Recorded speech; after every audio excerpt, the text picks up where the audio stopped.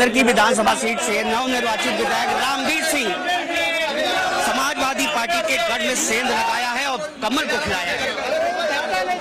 ये समाजवादी का गढ़ नहीं था। वहाँ मैं भी 25 साल से 30 साल से काम कर रहा था और मैं लोगों की नब्ज को टटोल रहा था। मैं चौथा चुनाव लड़ा हूँ, 3 चुनाव मैं सेकंड रनर रहा हूँ। मैं 2007 में मैंने 10,000 वोट लेने का कोशिश की, मुस्लिम मुझे 2,500 मिला। 12 में मैंने 20,000 की कोशिश की तो मुझे 5,000 मिला। 17 में मैंने 50,000 की कोशिश की तो मुझे 25,000 मिला। और अब के मैंने एक तरफा चुनाव करने की कोशिश की तो मुझे एक तरफा चुनाव हुआ और 80% वोट मुस्लिम का मिला। मुस्लिम बहुत क्षेत्र है तो कहीं न कहीं ये तो लगता था कि कैसे जो है कैसे कमल खिलेगा। लोकल मुद्दे ज्यादा प्रभावी रहे और उसमें मेन मुद्दा ये है कि जब सपा की सरकार थी तो थाना कुंदरकी और मैना ठेर का आप 2 थानों का रिजल्ट उठा तो 1800, 2100, 2200, 1700 मुकदमे दर्ज होते थे पर साल, दोनों थानों में अलग अलग। और उसमें मुसलमान के खिलाफ मुकदमा दर्ज कराता था। आज योगी बाबा की सरकार में वो मुकदमों की संख्या खत्म हो गई। क्यों खत्म हो गई?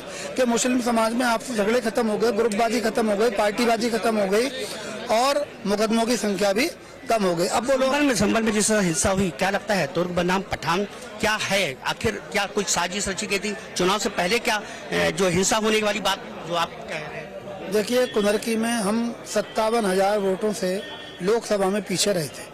अब 1,45,000 से हम आगे रहे हैं। तो कुंदरकी के जो लोग थे, जो सपा प्रत्याशी थे, वो ये जानते थे कि यहाँ केवल अगर दंगा हम करा दें तभी जीत सकते हैं, अन्यथा जीतने का कोई मतलब नहीं है। तो वो कुंदरकी में तो हिम्मत कर नहीं पाए क्योंकि हम और हमारे कार्यकर्ता, हमारे मतदाता और हमारे मुस्लिम समाज के लोग एकदम सक्रिय थे। वो रात में चौकीदारी करते थे अपने अपने गाँव में, अपनी अपनी मस्जिदों पर, कि कोई भी मस्जिद को हानि ना हो जाए और कोई भी यहाँ गलत चीज का प्रयोग ना हो जाए। तो यहाँ तो उनकी चली नहीं। उन्होंने बिल्कुल सटा हुआ शहर संभल है, उसमें ये षड्यंत्र करा और वहाँ दंगा कराने का प्लान 20 तारीख से पहले था।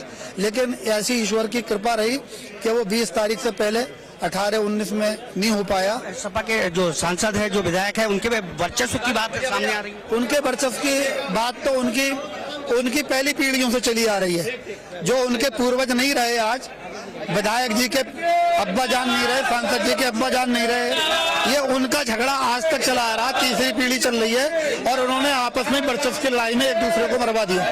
आप थे कुंदरकी से विधायक रामवीर सिंह, जिनका साफ मानना है कि जो संबल में हिंसा हुई है इसकी योजना पहले से भी तैयार थी। तो कहीं न कहीं जांच का विषय है, उसको लेकर के मुख्यमंत्री योगी आदित्यनाथ से मुलाकात भी करेंगे और तमाम जो अधिकारी हैं कि संबल में जिस तरह से हिंसा हुई है उसको लेकर के अवगत भी कराएंगे।